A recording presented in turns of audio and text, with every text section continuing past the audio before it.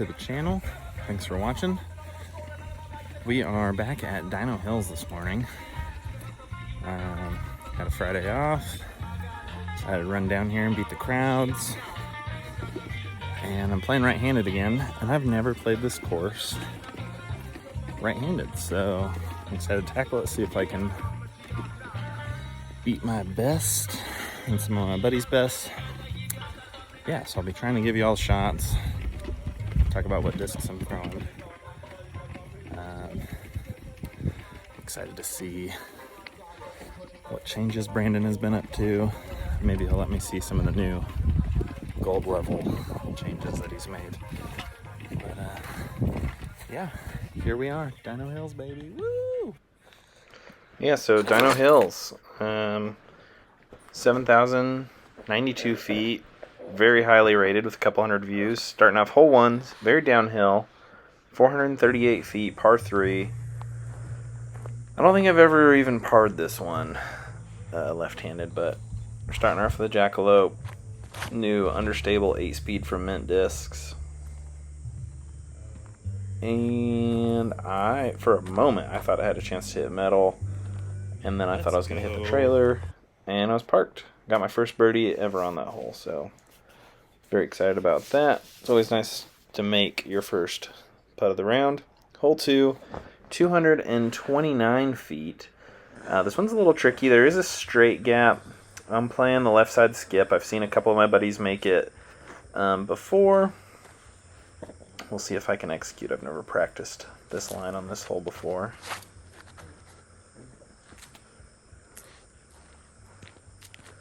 Got tied up in a bush outside of circle 2, so I'm just going to pitch up and take my par. I'm not going to try and be a hero.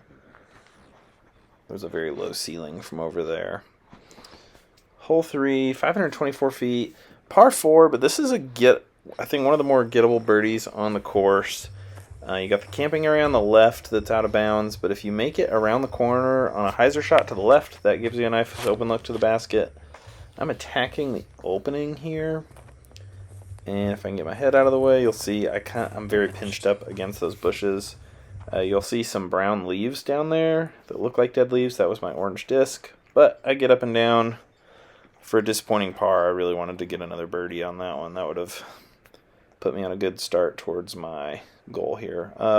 Hole 4, 418 feet downhill. Starting off with my longhorn.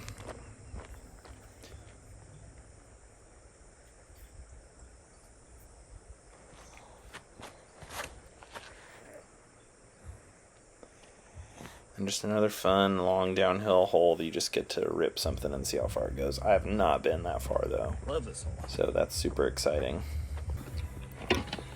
All right, so just teed off on hole 4. Already some big pros, a couple of cons. Really disappointed to not get hole 3 because I forward it a lot left-handed, but got myself a little pinched off the tee, so it is what it is. Birdied hole number 1. I've never even parred hole number 1 left-handed, so that was awesome.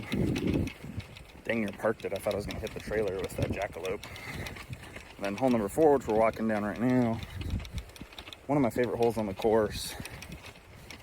It's almost the same shot as hole number 1, but you don't have like the first tee jitters with people watching you. Excuse me. And the gap on hole 4 is way later, which I like.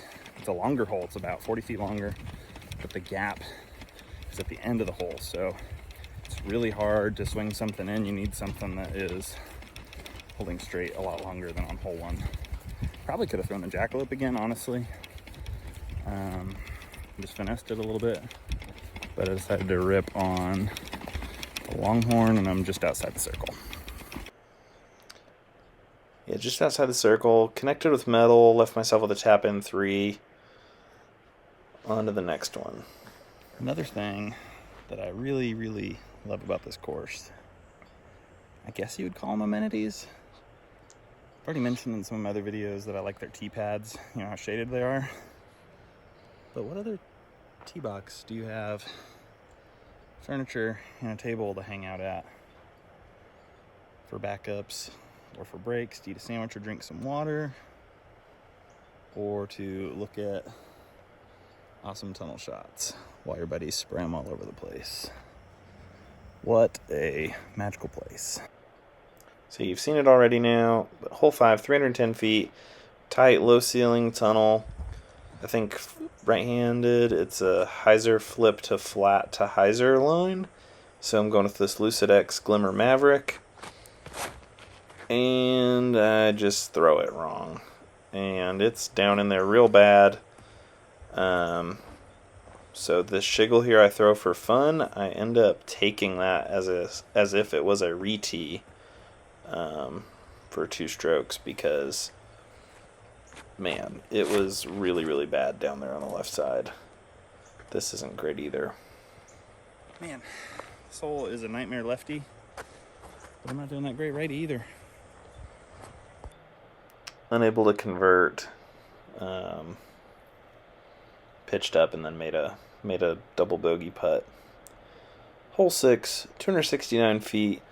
This is a overstable utility driver skip shot all day long, but I'm trying it with the Bobcat since it's such a short hole. I threw it low, but what I forgot is you cannot get skips out here unless you're intentionally playing the skip. I was able to throw a little forehand up under the basket and tap in par, but you got to get the wing angle just right out here to intentionally get a skip. You're going to get lots of check-ins from me today because it is already hot. Maybe I should just push faster to be done, but I'm taking more breaks today. Hole 7, this is one of my favorite holes. It's a hard hole. He just changed it to a par 4 recently. Basket's up there. And it plays longer than you think. It's only 575, but I would say it plays easily closer to 700, maybe like 660 or something like that. But it's a cool tee pad. That's why I like it so much. Like, there's a nice bench. There's a good tree. Cool tree. I'm enjoying this course again right-handed, though. It is tricky because I've been figuring out the lines left-handed, watching my buddies play right-handed, and I haven't practiced the right-handed lines, so some of them I'm not as successful, and I'm having to scramble where I haven't had to scramble before, but having a stinking blast. So yep, hole 7. UDisc says 505 feet. It plays so much longer. I'm throwing a relatively new but relatively flippy Hades. I had it in my bag when I started playing left-handed, and I took it out because it was a roller disc every time. So I'm throwing it high left, hyzer flip, and I'm asking for it to hook up and start fighting back towards the basket. Makes it a good distance, though, for sure. UDisc doesn't reflect that par 4. I guess Brandon was just talking about it, but didn't make my putt. Hole 8, 739 feet downhill. It's usually a roller off the tee, but I decided to switch it up, try that Maverick again. With a little more ceiling, a little more room to rip on it.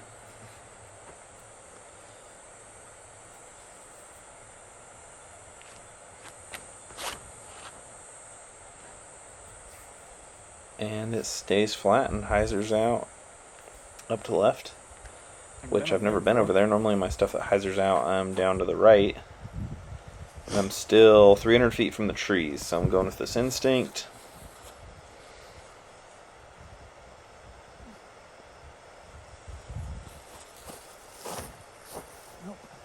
And I throw it way too straight.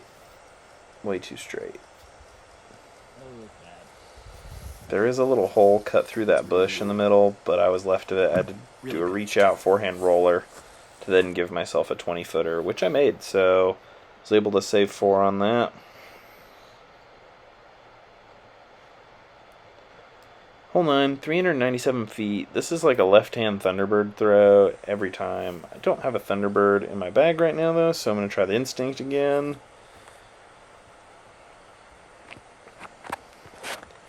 And I threw it like it was a Thunderbird. Very short. I'm going to have to go up and over the top here on my second shot. I filmed it more for me than for you, since I'm throwing my meta tilt. I wanted to be able to have something to reference if I had a hard time finding this because it's blind. And I run out. I can't see it. I'm just listening. Ended up being a little bit behind the basket. Super awkward footing, and I missed my putt. So double putt from there, but a 4 is not too bad with that terrible tee shot. Hole 10, 631 feet. The basket on this one recently moved, which I'll point out. I've got some pictures that the video will zoom in on. I'm throwing that instinct again.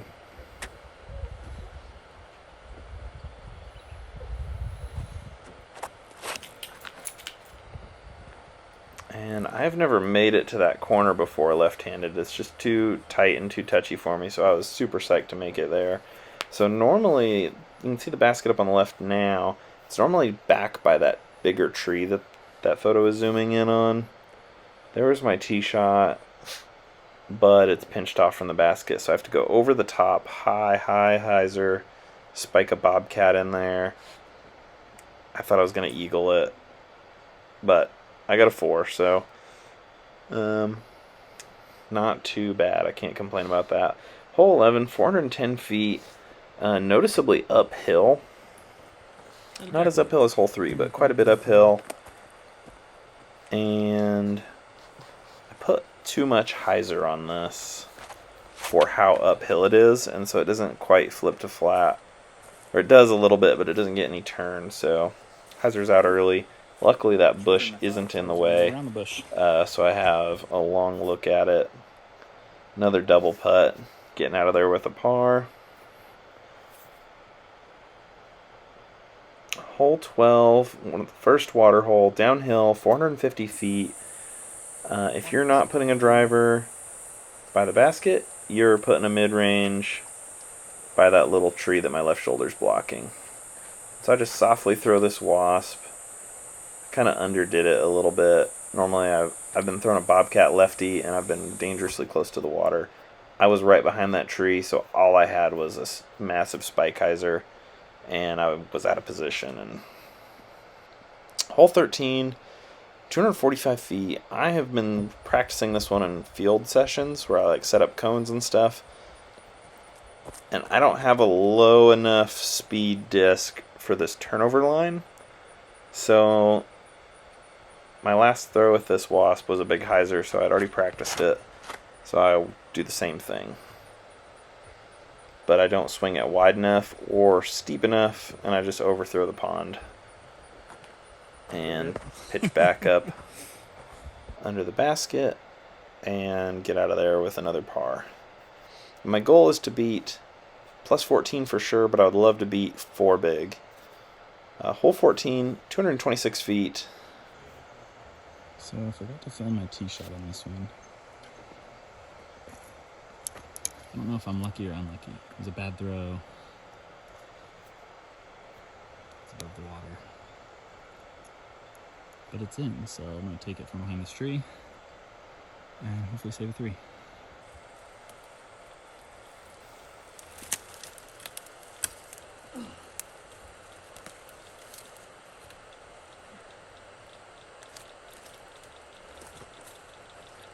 Y'all thought you were going to get me falling in. Very fortunate to get out of that hole with another par. On hole 15, this one is one of my favorites. Downhill, 285 feet. Just throw something understable down in there. I'm going with the Mustang this time. And this is another hole that I've just like failed to execute lefty, so I'm eating this tee shot up. I'm just holding any, hits a tree. Felt good. So we're throwing a shiggle just for fun. Just for fun, we're going to throw a bullet at it.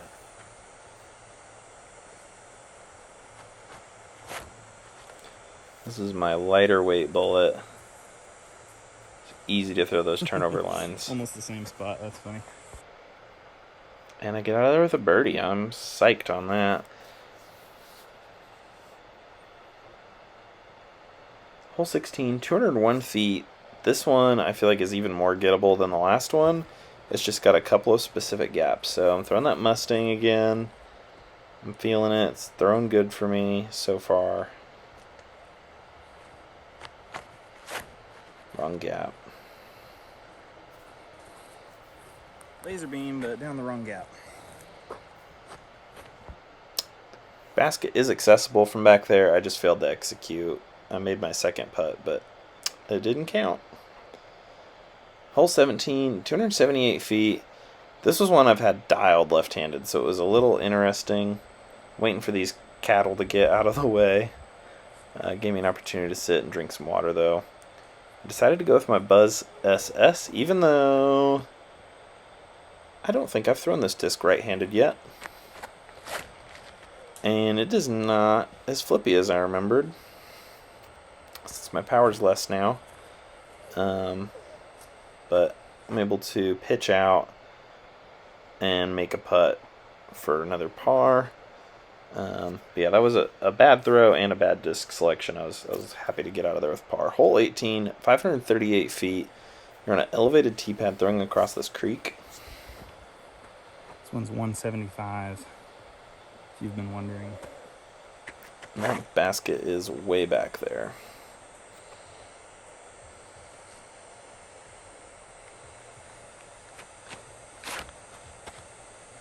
Hyzer flip to flat. Late turn. Hit that tree. I'm psyched on that. That's my best tee shot that I've had on this. Normally I have something hyzering out to the left. And I'm left with a big driver for a second, or fairway driver for a second shot. Going with this Mustang again, and I just throw it too low.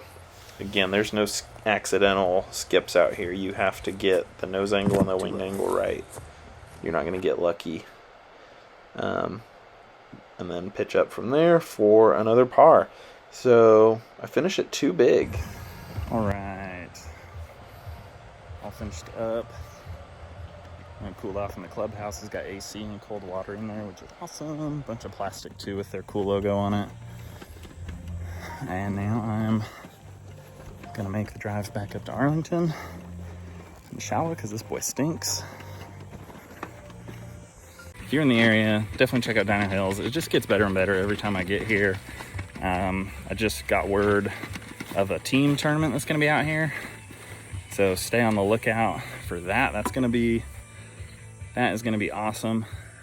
I'll have to see if I can assemble a 5-person crew to get it done. But thanks for watching. Make sure to like and subscribe, share with your friends, and come check out Dino Hills. See you out there.